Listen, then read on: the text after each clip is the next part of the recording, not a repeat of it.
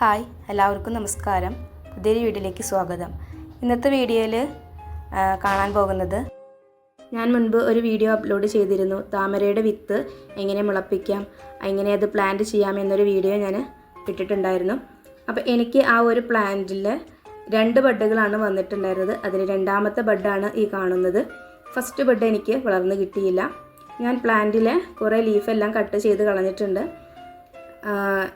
ഇത് രണ്ടാമത്തെ ബഡ്ഡാണ്. അത് ഇത്രയും വളർന്നു വന്നിട്ടുണ്ട്. അതുപോലെ തന്നെ ഞാൻ എല്ലാ വീഡിയോസും എടുത്തിട്ടില്ല. ജസ്റ്റ് ഫ്ലവർ വിരിയുന്ന ആ ഒരു നേരത്തുള്ള വീഡിയോസ് മാത്രമാണ് ഞാൻ എടുത്തിട്ടുള്ളത്. അപ്പോൾ ഇതേ കാണുന്നു, ഇതാണ് നമ്മുടെ ബഡ് വളർന്ന് ഇത്രയും വലുതായിട്ടുണ്ട്. അപ്പോൾ അഖിലയുടെ സീഡ് മുളപ്പിച്ച് എടുത്ത ഈ ഒരു ബഡ് നമുക്ക് കണ്ടാൽ മനസ്സിലാകും സെയിം അഖിലയുടെ ബഡ് തന്നെയാണ്. അഖിലയുടെ അതേ രൂപത്തിലുള്ള ഒരു ഫ്ലവറാണ് നമുക്ക് കിട്ടാൻ പോകുന്നത്. ഇനി അടുത്തത് കാണുന്നത് നമുക്ക് വിരിയാറായിട്ട് ജസ്റ്റ് നമ്മളൊന്ന് ഓപ്പൺ ചെയ്ത് കൊടുത്താൽ വിരിയാറായി നിൽക്കുന്ന ഒരു ബഡാണ്. ഇതേ കണ്ടോ, അതിൻ്റെ അഗ്രഭാഗം എല്ലാം പിങ്ക് നിറത്തിൽ നമ്മുടെ സെയിം അഖില തന്നെയാണ് നമുക്ക് കിട്ടിയിട്ടുള്ളത്. അപ്പോൾ ഇത് ബഡ് ഞാൻ വിരിയിച്ച് കൊടുത്തിട്ടുണ്ട്.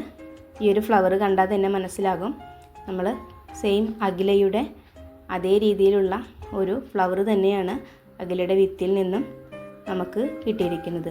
അതിൻ്റെ അഗ്രഭാഗമെല്ലാം ആ ഒരു പിങ്ക് നിറം, ആ ഒരു രീതിയിലാണ് നമുക്ക് ഫ്ലവർ ഇവിടെ കിട്ടിയത്. നമ്മൾ സാധാരണ ഹൈബ്രിഡ് ലോട്ടസുകളുടെ ട്യൂബറുകളാണ് പ്ലാന്റ് ചെയ്യാറുള്ളത്. കാരണം സീഡ് പ്ലാന്റ് ചെയ്ത് കഴിഞ്ഞാൽ അതേ രീതിയിലുള്ള അതേ സെയിം ഫ്ലവർ നമുക്ക് കിട്ടാൻ ചാൻസ് ഇല്ല എന്നാണ് സാധാരണ പറഞ്ഞു കേട്ടിട്ടുള്ളത്.